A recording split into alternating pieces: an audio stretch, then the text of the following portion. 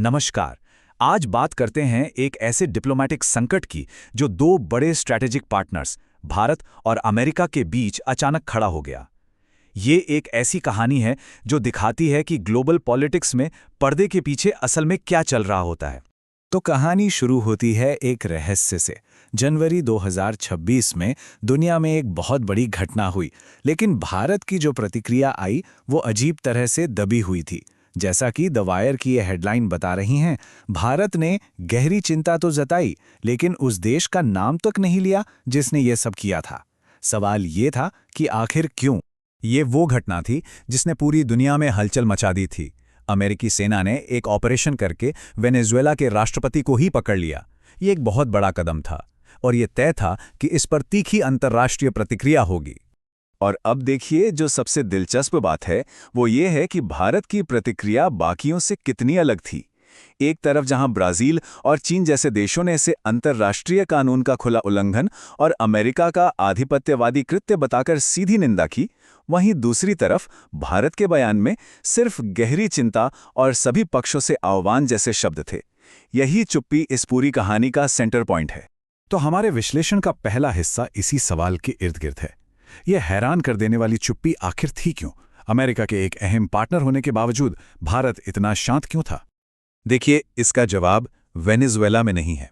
इसका जवाब छिपा है महीनों पहले से भारत और अमेरिका के बीच चल रहे एक बहुत ही गंभीर व्यापार विवाद में। चलिए 2025 के उस ट्रेड संकट पर एक नजर डालते हैं।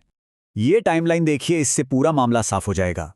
मई में भारत-पाक युद्ध विराम पर ट्रंप के दावे को भारत ने खारिज किया। फिर जून में पीएम मोदी ने ट्रंप का डिनर न्योता ठुकरा दिया। और फिर आया अगस्त, जब अमेरिका ने टैरिफ लगाना शुरू कर दिया।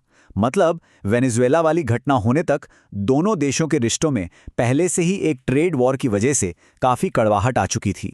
और ये टैरिफ कोई छोटा मोटा नहीं था। बात यहां तक पहुंच गई थी कि भारतीय एक्सपोर्ट्स पर कुल 50% का टैरिफ लगा दिया गया था। 50%। अब इस 50% टैरिफ का असर सोचिए, कितना गहरा रहा होगा। कपड़ा, ऑटो पार्ट्स, रत्न, आभूषण, ये सब भारत के मेन एक्सपोर्ट आइटम्स हैं। इन पर सीधी मार पड़ी। अंदाज़ा ये था कि भारत का लगभग 70% तक का जो एक्सपोर्ट अमेरिका को होता है वो खतरे में पड़ सकता था। तो इतने बड़े आर्थिक दबाव के सामने भारत का क्या रुख था? भारत ने साफ कर दिया कि वो झुकेगा नहीं। उस वक्त के वाणिज्य मंत्री का ये बयान देखे। ये देश के इरादे साफ जाहिर करता है कि भारत अपनी आर्थिक नीति को स्वतंत्र रखेगा। ठीक है, तो भारत ने तो झुकने से मना कर दिया, पर सवाल यह है कि अमेरिकी एडमिनिस्ट्रेशन ने इतनी अग्रेसिव टैरिफ पॉलिसी अपनाई ही क्यों? इसके पीछे की वजह काफ़ी पेचीदा है। चलिए ज़रा और गहराई से समझते हैं। तो सवाल यही उठता है कि दो सहयोगी देशों के बीच ये आर्थिक टकराव आखिर शुरू कैसे हुआ? किसने इसे हवा दी? ऑफिशियली जो वजह बताई गई वो थी भारत का रूस से तेल खरीदना, लेकिन असल कहानी कुछ और थी। अंदरूनी तनाव कई थे। ब्रिक्स ब्लॉक में भारत का बढ़ता कद, फिर पीएम मोदी का डिनर के लिए मना करना, और हाँ, युद्ध विराम का क्रेडिट लेने से भारत का साफ इनकार, इन सबने मिलकर आग में घी का काम। और देखिए, ये सिर्फ बाहरी लोगों का कहना नहीं था। खुद अमेरिका के एक पूर्व टॉप अधिकारी जॉन बोल्टन ने बाद में इन टैरिफ्स को और ट्रंप के दावों को अनुचित या इनएप्रोप्रिएट कहा। मतलब ये साफ था कि ये कोई नॉर्मल फॉरेन पॉलिसी नहीं थी। अब बात करते हैं उस सबसे पावरफुल इकोनॉमिक वेपन की जिसका इस्तेमाल अमेरिका कर रहा था, सिर्फ भारत पर नहीं बल्कि पूरी दुनिया पर अपना दबदबा बनाने के लिए। इस हथियार का नाम है सेकेंडरी सैंक्शंस। अब ये होते क्या हैं? बहुत सिंपल है। मान लीजिए अमेरिका ने देश ए पर बैन लगाया, तो वो देश बी को भी सजा दे सकता है अगर देश बी देश ए के साथ कोई भी बिजनेस करता है। ये डायग्राम देखिए, इससे पूरा कॉन्सेप्ट क्लियर हो जाएगा। जो देश बैन लगा रहा है वो टारगेट देश पर तो प्रेशर डालता ही है, लेकिन साथ ही वो तीसरे देश को भी टारगेट करता है ताकि टारगेट देश को पूरी दुनिया से अलग थलग किया जा सके। असल में ये एक बहुत ही पावरफुल और कंट्रोवर्शियल टूल है। ये किसी एक देश को इतनी ताकत देता है कि वो अपनी आर्थिक शक्ति का इस्तेमाल करके दूसरे देशों की विदेश नीति तक को कंट्रोल कर सकता है। मतलब अपने कानून अपनी सीमाओं के बाहर भी लागू करना। तो जब अमेरिका ने इस पावरफुल वेपन का इस्तेमाल किया तो इसके जियोपॉलिटिक्स पर क्या असर हुए? दांव पे क्या क्या लगा था? ये वाकई एक रस्सी पर चलने जैसा था। इसके नतीजे काफी गंभीर थे दोनों ही देशों के लिए। रिपोर्ट्स के मुताबिक बड़े बड़े डिफेंस सौदे रुक गए, क्वाड, जो कि एक बहुत जरूरी गठबंधन है, उसमें भरोसा कम हुआ।